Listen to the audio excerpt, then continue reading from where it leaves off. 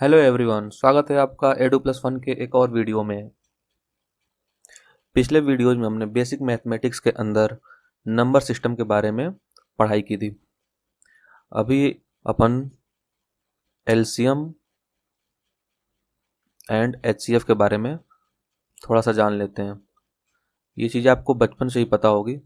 LCM का मतलब क्या होता है? Least common multiple. Least common multiple LCM का मतलब, ठीक है। एचसीएफ का मतलब क्या होता है?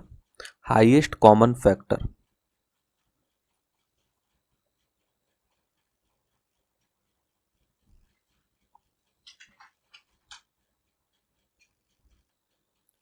तो इसमें दो टर्म देखने को मिलने अपने को। एक ये मल्टीपल क्या होता है और दूसरा ये फैक्टर क्या होता है। ठीक, एक एग्जांपल लेते हैं। सपोज एक नंबर मैं बोल रहा हूँ 24। ओके, अब 24 को कौन कौन से नंबर डिवाइड कर सकते हैं, वो सारे नंबर अपने को लिखने हैं। तो 24 को सबसे पहले तो 1 डिवाइड कर सकता है, 2 भी डिवाइड कर सकता है, 3 भी डिवाइड कर सकता है, 4 डिवाइड कर सकता है, 5 डिवाइड नहीं कर सकता, 6 डिवाइड कर सकता है, 7 नहीं कर सकता, 8 कर सकता है, 9 भी नहीं कर सकता, 10, 11, 12 कर सकता है, अभी 13 नहीं कर सकता। अभी अब 12 के बाद डायरेक्ट 24 डिवाइड करेगा इसको, बाकी 12 और 24 के बीच के नंबर डिवाइड नहीं कर पाएंगे। तो जो हमने 1, 2, 3, 4, 6, 8, 12, 24 जो भी नंबर्स आए ये 24 के क्या हैं? फैक्टर्स हैं। 24 के क्या है? ये फैक्टर। सारे नंबर क्या है? फैक्टर्स हैं। ठीक, अच्छा। और मल्टीपल किसको बोलेंगे अपन? मल्टीपल अपन ऐसा बोल सकते हैं कि 24 जो है ये मल्टीपल है इन सारे नंबर्स का। 24 क्या है? इन सारे नंबर का क्या है? मल्टीपल है। तो ऐसा बोल सकता हूँ 24 is the multiple of above numbers. Okay, तो ये अंतर होता है फैक्टर्स में और मल्टीपल में। फैक्टर्स मतलब जो नंबर गिवन नंबर को डिवाइड कर दें। मल्टीपल मतलब क्या हुआ कि जो भी नंबर दिया हुआ अपने को, वो अपने पास जो भी नंबर हमने फाइंड किया है, जैसे ये फैक्टर जो भी फाइंड किया है वो डिवाइड कर रहा है कि नहीं कर रहा है। अगर डिवाइड कर दिया तो 24 या फिर जो भी नंबर दिया है वो उस नंबर का मल्टीपल हो जाएगा। ओके, अच्छा। तो एलसीएम निकालते कैसे थे अपन ना? एक छोटा सा एग्जांपल, एलसीएम ऑफ 3 एंड 4 क्या आएगा? 12, है ना। एलसीएम मतलब क्या? तो लीस्ट कॉमन मल्टीपल, है ना। कोई ऐसा नंबर जो सबसे छोटा हो और इन दोनों नंबर से डिवाइड हो जाता हो, तो क्या आएगा? वो 12 भी एक ऐसा नंबर आएगा जो सबसे छोटा होगा और इन दोनों नंबर से डिवाइड होगा। ठीक है। सिमिलरली अगर बात करूं मैं एचसीएफ, सपोज मैं बात कर रहा हूँ 2 की, 2 एंड 8। इसका एचसीएफ क्या होगा? एचसीएफ मतलब हाईएस्ट कॉमन फैक्टर। इन दोनों नंबर में सबसे हाईएस्ट कॉमन फैक्टर जो होगा उसको अपन एचसीएफ बोलेंगे। तो 2 को तो मैं ऐसा लिख सकता हूँ 1 इंटू 2। 8 को क्या लिख सकता हूँ मैं? 2 इंटू 2 इंटू 2 इंटू 1। ठीक है, तो एक ही फैक्टर कॉमन दिख रहा है। 2 इसमें से कॉमन दिखा और 2 इसमें से कॉमन दिखा, तो अपने पास कॉमन फैक्टर क्या आया? 2। तो एचसीएफ क्या हो जाएगा? 2। ठीक है, ये सब बातें आप पिछली क्लासेस में पढ़ चुके होंगे, तो इसके बारे में ज़्यादा डिटेल में जानने की ज़रूरत नहीं है ना। छोटी मोटी चीज़ें और देख लेते हैं, जैसे कि सपोज मैं बात करूं फ्रैक्शंस नंबर में, अगर बात करें एलसीएम एचसीएफ कैसे निकालते हैं अपन। सपोज मैं बात कर रहा हूं एलसीएम ऑफ कोई नंबर दिया हुआ है ए बाई बी, है ना। एक नंबर दिया हुआ है सपोज पी बाई क्यू, एक नंबर दिया अपने को एल बाई एम। इसका एलसीएम कैसे निकालेंगे?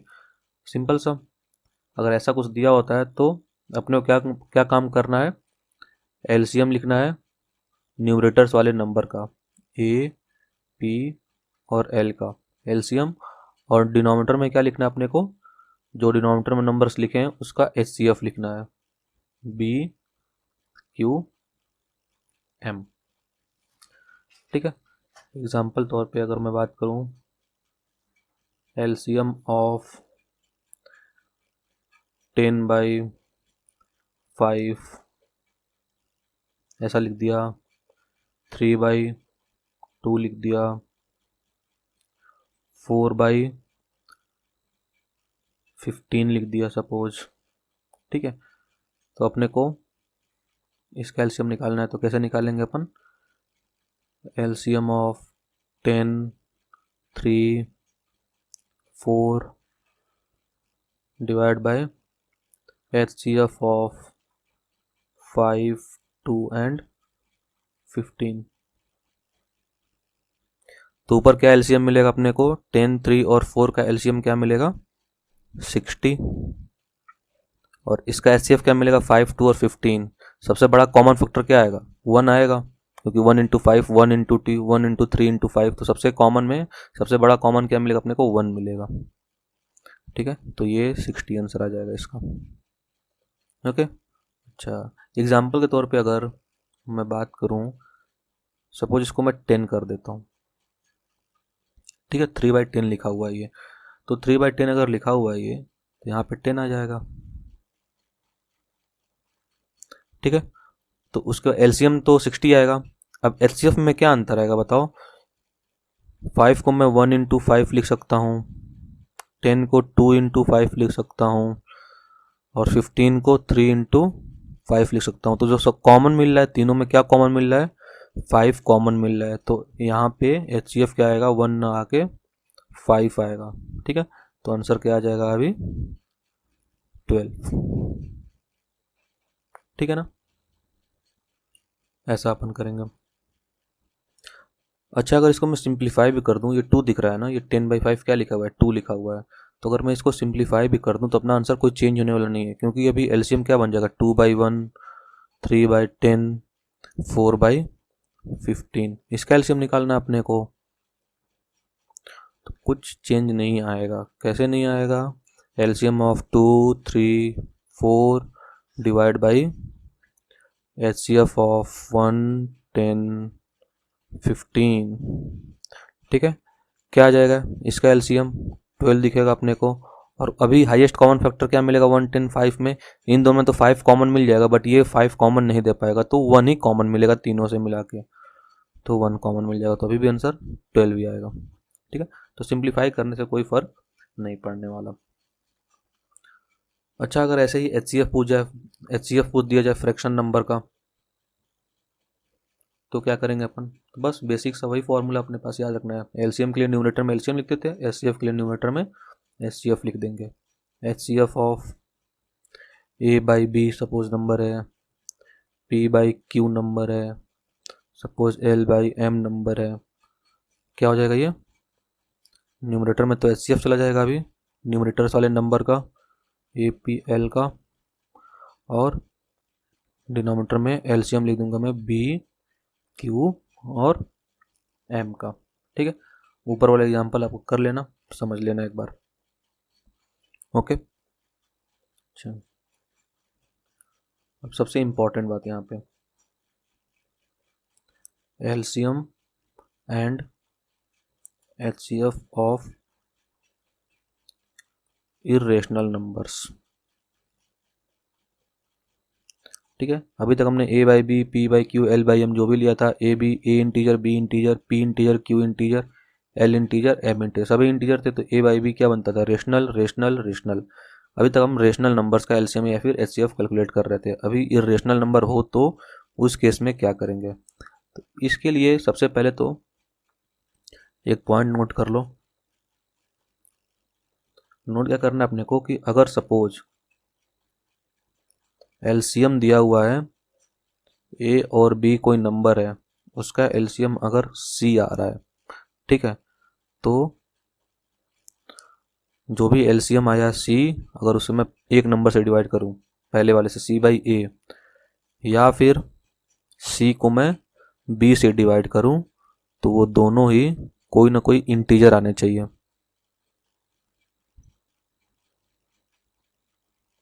ठीक है, अब इंटीजर तो पता ही अपने को। अच्छा, है ना। ये 3 नंबर भी हो तो भी कोई इशू नहीं है। सपोज अपने पास P Q R है ना, ऐसे नंबर दिए हुए हैं और इसका एलसीएम सपोज अपने पास एलसीएम L आ जाता है, ठीक है। तो L/P है ना, L/Q या फिर L/R ना, ये सब क्या होने चाहिए, इंटीजर्स होने चाहिए ना। अब ऐसा नहीं कि इक्वल इंटीजर होने चाहिए, कोई भी इंटीजर हो सकता है, ये कुछ अलग इंटीजर आएगा, ये कुछ अलग इंटीजर आएगा, ये कुछ अलग इंटीजर आएगा, बट होने चाहिए इंटीजर ही। ओके, अच्छा इसका मतलब क्या हुआ, अगर बात की जाए सपोज मैं बोल रहा हूँ मुझे एलसीएम बताओ, एलसीएम ऑफ 2 पाई 7 पाई, इसका एलसीएम क्या होगा, ठीक है। तो एलसीएम क्या आएगा इसका 14 पाई। अपने को जो इरेशनैलिटी बना रहा है ना, पाई यहाँ पे क्या हो रहा है, नंबर को इरेशनल बना रहा है, तो पाई को हटाओ, जो भी नंबर मिला अपने को 2 और 7 उसका एलसीएम लिखो, फिर पाई लगा दो, तो 14 पाई आ जाएगा अपने पास एलसीएम। अब देखो कंडीशन सेटिस्फाई कर रहे हैं कि नहीं, एलसीएम 14 पाई आया, अगर उसको मैं एक नंबर से डिवाइड करूँ तो क्या मिलेगा अपने को 7। अच्छा अगर 14 पाई को मैं 14 पाई में 7 पाई डिवाइड करूँ तो क्या मिलेगा अपने को 2, इंटीजर मिला दोनों, इसका मतलब 14 पाई एलसीएम सही है। एलसीएम ऑफ एग्जांपल अगर 2 पाई है 7 पाई स्क्वायर है सपोज, ठीक है, तो इसका एलसीएम दिख रहा होगा आपको कि 14 पाई स्क्वायर लिख देते हैं एलसीएम, बट ऐसा नहीं है। क्यों नहीं है, क्योंकि अगर मैं 14 पाई स्क्वायर को मैं अगर 2 पाई डिवाइड करूं तो अपने पास क्या मिलेगा 7 पाई मिलेगा, जो कि इंटीजर नहीं है। अच्छा अगर सोच रहे होगे कि 14 पाई होगा, ठीक है, तो अगर 14 पाई अगर होता, सपोज कर लो अगर 14 पाई होता, तो उसमें अगर 2 पाई डिवाइड करते तो इंटीजर मिलना चाहिए, बिल्कुल मिल रहा है।